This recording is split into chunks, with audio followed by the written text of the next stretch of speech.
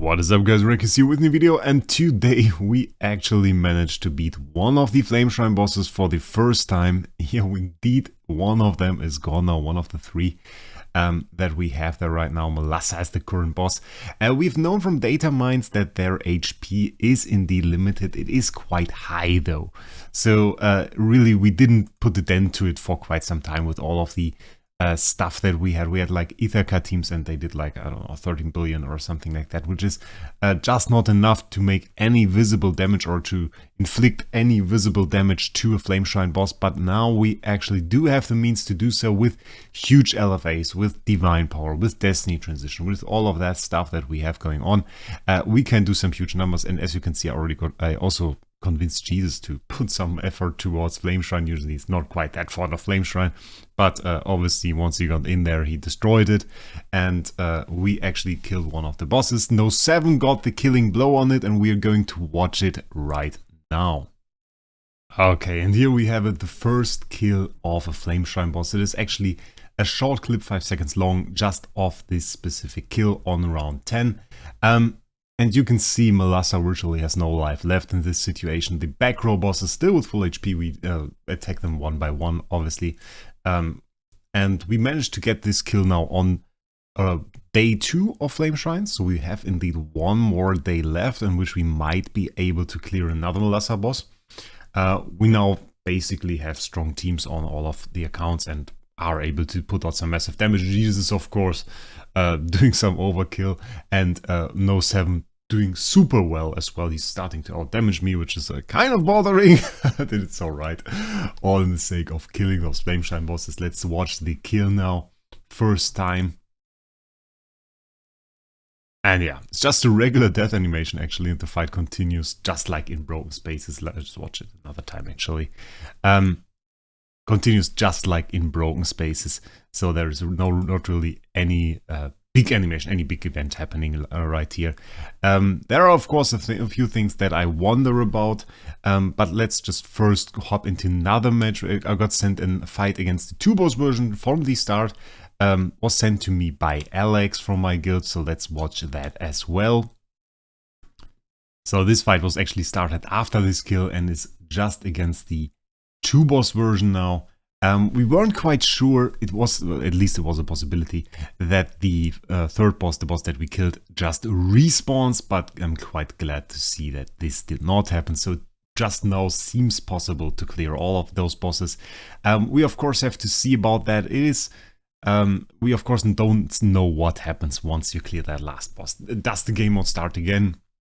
Does it crash? Does it no longer know what to do? Does it actually show a victory screen? Because usually in Flameshrine you get a defeat screen. But we are about to find out. We actually mostly cleared one boss in one day. So it was really that we nearly did enough damage on day 2 to clear the entire boss. And actually with Olivia RNG, as you can see, Olivia just shrinks a random boss. We now have better damage. Because we just have 2 bosses which you can shrink, so you have a higher chance that the boss that you attack is actually shrunk, or shrunk? English! So that is actually a thing as well. So I think if we are not there yet, we are at least pretty close to getting that full clear, and maybe in the next season we can already do that. And I'm quite looking forward to that, because I want to find out what happens once you clear all of those bosses, and that will definitely be a huge video.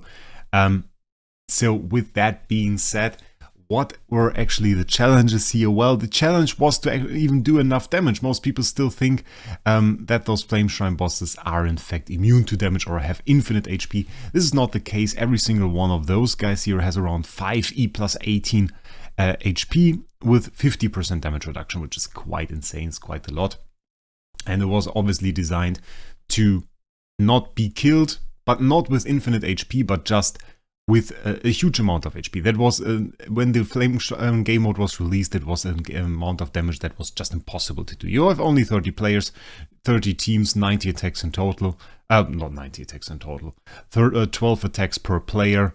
So that's about 360 attacks in total, and that is a set amount of damage that you can do that is resulting from that. So it was just expected to never be cleared that way, and now we have enough damage to actually do it, which is of course insane. Very nice hit here by Alex. 5e plus 16. As you can see, 5e plus 16 is 5e plus 18, so we need a lot more than that to clear it, but we have high hitters like Jesus, who managed to hit out, I think, 8e plus 17 in one hit. Absolute madness. So that was quite insane. Alex was kind enough to send me this clip so we could see the 2-boss version. I already did my attacks in pursuit of the kill of this first boss. And now we have actually done that. So yeah, that's mostly the thing. The reason most people thought that the bosses were unkillable is because they have this huge HP pool, and with the amount of damage, you just couldn't see it. It was just this tiny scrape of HP, like just on this top boss of Melissa, just this tiny bit of HP missing, which just was hard to tell if they had infinite HP or not. Though in some of those Flameshrine servers, there were some Flameshrine servers in the past, where we talked about some Ithaka strategies and stuff like that. We actually suspected that they lost HP because there was always this tiny sliver missing, and it was like it moved. So, but it was more of a rumor back then. So now we actually know, that at least one of them can be killed, and I'm very eager to find out how much more we can do and if we can actually clear all 3 of this. And what's actually going to happen, if we are even able to start another battle once the bosses are cleared. There's of course no reward for this. As you can see, the reward is like the 3 times multiplier at 150,000 million, which we overkilled, yeah, a million times probably. So absolute madness there. And yeah, the rewards aren't really up to today anymore. I would hope actually for them to rework this game mode a little bit, give us some tougher Flameshrine bosses, maybe some bosses like the Void bosses, put those out as Flameshrine bosses, give us some huge rewards and some actually incentive to push the leaderboard, maybe put a global leaderboard in here in which guilds can compete for that, a little bit like Star Expedition, but with the Flameshrine boss mechanics. That could be quite interesting, and maybe there's a bit of a rework due for this game mode. And who knows, maybe DH takes it as an incentive to do that once we clear those bosses, because on the Star Expedition boss they certainly did that. When the Star Expedition boss was first cleared, DH put our rework, gave us the second Star Expedition boss, the next 100 levels, and maybe they do something like this here for Flameshrine as well. It would be kind of cool. Boss game modes have been the game modes that I enjoyed the most, if it's been Star Expedition or Broken Spaces or Flameshrine or the Void bosses. Those have been the things that I enjoyed doing the most, so I certainly would hope to see more of that. For now, I want to congratulate all my teammates for clearing this first Flameshrine boss, of making this world first possible, and let's see if we can get the first complete clear as well. Thank you guys for watching, I wish you a great day, and we'll see us in the next one.